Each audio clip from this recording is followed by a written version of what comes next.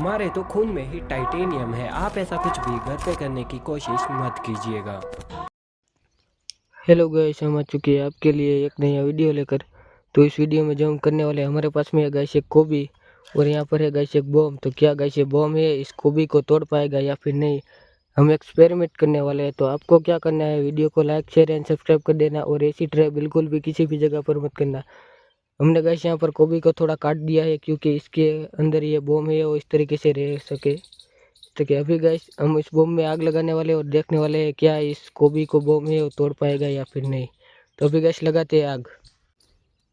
हमारे तो खून में ही टाइटेनियम है। आप ऐसा कुछ भी घर पे करने की कोशिश मत कीजिएगा।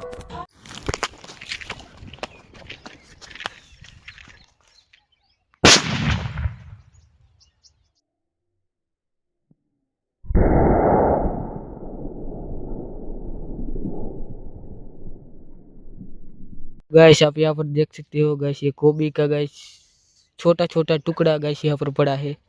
पूरी कोबी है वो गाइस तोड़ दी है बॉम्ब ने। यहाँ पर देख सकते हो, यहाँ पर भी गाइस ये कोबी पड़ी है। आप गाइस देख सकते हो पूरी कोबी है वो गाइस बॉम्ब ने तोड़ दी है। तो गाइस आज के वीडियो में इतने। वीडियो कैसा अच्छा लगा तो वीडियो के लिए लाइक शेयर एंड सब्सक्राइब कर देना। हम मिलते हैं किसी नेक्स्ट वीडियो पे।